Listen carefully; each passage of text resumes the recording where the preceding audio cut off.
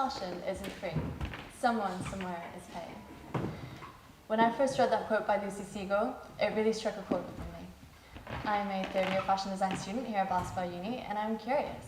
I'm curious about where my clothes have come from and where they're going. And I'm here to tell you where you should be too.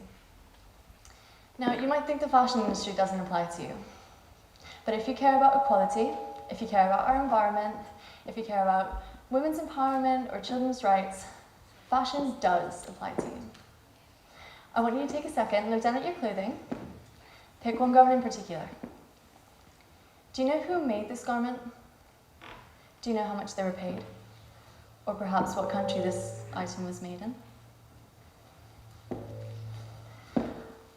Fashion can be extremely polluting and is actually considered to be one of the most polluting industries in the world today. I'm going to run you through how it works. So it basically stemmed after the Industrial Revolution with this ideal of modernity, that everything needs to be new, and everything that's come before it is obsolete. Therefore, this is why trends are so popular. They come and they go. So designers wind the clock back 50 years, and they used to produce two major collections, spring, summer, and autumn, winter. Then, major retailers would translate this clothing and produce more watered-down versions that would hit retail stores every few months. However, now, it works on 50 cycles per year. That's an average of about 2 weeks that turnover occurs in now. So it goes from catwalk to store within 2 weeks. How does that happen? It's something we really need to begin to question. So I'm going to break down the cradle-to-grave design system on which the fast fashion industry works today. Now we start at the raw material extraction, which is the fiber extraction. So you've got your natural and your synthetic fibers. Your natural ones are based on plants and animals, so that being wool, linen, silk, and your synthetics are based off of crude oil. The synthetics are also they constitute the major part of the market today. Bear in mind, they can take up to 200 years to decompose. Some pretty nasty stuff. And then regarding cotton, for example, it is a natural fiber, however, we farm it so intensely that it is non-organic, therefore really dependent on pesticides, which degrades the soil and in turn our ecosystems. And it is also an extremely thirsty plant. So for every cotton t-shirt, it demands 2,700 litres of water. That is equivalent to 3 years of one person's drinking water. Now, I'm pretty sure that we all know which we could do without. The next stage of the process involves converting that fiber into an actual cloth. So how does this happen? It is very labor intensive, and it also uses very heavy use of machinery.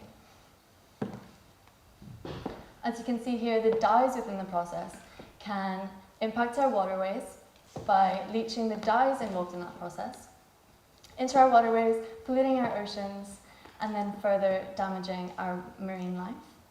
And for the garment workers, it can really bring on severe health impacts, such as even increasing the risks of cancer.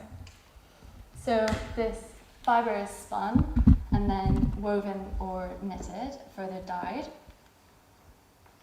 bringing us to the next stage, that is the production of the fabric, right? So once the fabric has been produced, it comes to us fashion designers. So we're told we have this plethora of fabric available to us of different colours, weights, textures that we can use in any way that we desire. But truthfully, it's something we really need to begin to consider. Did you know that at this stage, actually 80% of the carbon footprint of that item can be decided? So truthfully, we make a lot of these decisions that will in turn impact in the end. For example, myself, as a future fashion designer and now in my third year, I'm designing a capsule collection, and it's really important to me to make it as transparent as possible. So I try to implement things such as the next few I'm going to speak to you about. Initially, we can consider our fibers. So this is a chart developed by Patagonia, where they run through class 1 to 4, for example, and they can really display the different kind of stages of impact. So class 1 and 2 would be less impactful, whereas 3 and 4 more so. So really relying on class 1 more so than the others would help level out that impact. Further, considering things such as zero waste pattern cutting, where the designer uses the whole width of the fabric rather than any offcuts landing on the studio floor and going to waste before the product is actually even produced. Or even having the cradle-to-cradle design implemented at the very core of our design process. So this is, as you can tell, it has similar stages to the design process I'm telling you now that the mass system works on. So the cradle-to-cradle means that we will consider the circular element of these designs, so it won't go to waste at the end of it. It will either be fully biodegradable or infinitely recyclable. Next, we've got garment manufacturing. Now, this can be extremely impactful socially. Garment workers are expected to produce clothing, a lot of clothing within a very short time period. An average garment worker would be expected to sit at their positions, performing a monotonous task such as sewing hems all day for an average of a 14-hour shift. Sometimes, now I'm speaking kind of in worst cases, the lack of governing body would mean that there are little to no minimum wage rules or legislations in place, such as in Ethiopia, they only actually receive the average of $24 a month. Child labour can also be extremely prominent. This is the Boni. She moved to the city of Dhaka in Bangladesh for work. The Rana Plaza collapse is one of the biggest accidents of the industry up until now.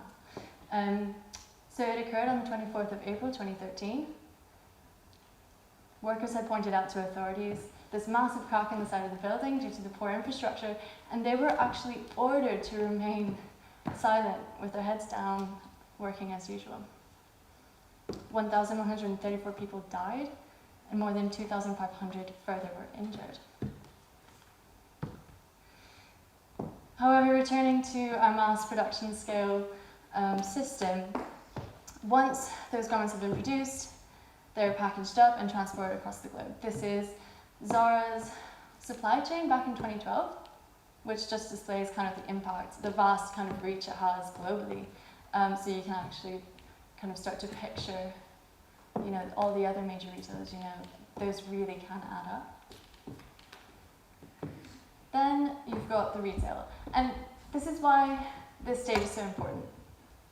It's the first one we actually see. Before, I used to shop in major retailers, and now I feel like it's something that I never used to question. I don't know about you guys. So it's just really important to begin to understand how it is that those garments have come into store, because they're dressing a mannequin and they catch your eye and draw you into the shop. Did you know that our appetites for fashion are so ingrained in us that, according to the Telegraph, it is quoted Britain's unofficial national sport, that is the habit of shopping. Also, we produce 150 billion items of clothing worldwide, from a fact given in 2016. And that doubled in just 4 years. Next, we need to also consider our impact when it comes to, you know, taking the clothing home. What happens to it? It continues to increment in its carbon footprint. So during our use, say, washing, drying, ironing of that product, within the washing alone, synthetics release microfibers. Take your garments like your tights or your new polyester blazer. If you put those in an average wash of 5 kilograms, 6 million microfibers get released into the environment during that process. Now, why is this problematic? Well, it's based off of crude oil, similarly to plastic, and it runs its way in through our food chains, and then we end up eating it. So we do consume a lot of this plastic. Then it comes to disposal. When you are done with the item, where does it go?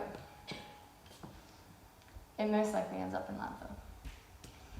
Every year, 300,000 tons of used clothing ends up in landfill in the UK alone. That amounts to around £140 million worth. So it's really something to consider. I think it's something I never used to consider quite personally. And everyone's on a different journey. And my way of dealing with this has been by boycotting. Truthfully, the fashion system is something that is at its core unsustainable for both the planet and the people involved in its supply system. I'm not asking you to boycott. I think everybody goes about it in their own way. One way that I really found helped me kind of gain this idea of transparency and ensure that workers have a more fair wage is by joining the fashion revolution. So they ask of you to show your label and then share on social media, share #WhoMadeMyClothes, and demand answers. So I think it's extremely important that we begin to realize that our money is like casting a vote. We're saying to the provider, we back what it is that you're doing and what it is that you're giving us. So as long as we're still a part of the system, we're complicit in what's still happening. So fashion revolution is starting to make changes, and within the supply chain, people are starting to give answers. Major retailers want to let consumers know what's occurring. And it's great, I think, to also be able to see what it is that workers do and what environments they're working in. The next thing you can look at is the labels, not the ones at the top with the brand in, but the labels that actually show you what the fibre content is and where they were made. So you can begin to question the quality of that fabric, how long it will last, what it is that you intend the end use to be for. So more likely if you're going to use an outerwear jacket, you won't want that to be made out of silk, you know what I mean? So it's just really considering what it is the end use of that product is going to be. And again, changing our consumer habits. Ursula de Castro from Fashion Revolution quotes, "The most sustainable garment that you have is already in your wardrobe." So really, we need to stop buying as much as we are. It doesn't matter who you buy it from at the end of the day. Even if it is a fast fashion brand, it is what you buy and how you treat it, how long you keep it for. So I really encourage you to stop buying or buy as least as possible and begin to borrow, swap, thrift. And I know that this is all old news, but it really shouldn't be overlooked. Further, question, read, question your friends, question your family members. Make sure that it is really part of your conversation in daily life. I encourage you to get involved and stay curious. Thank you.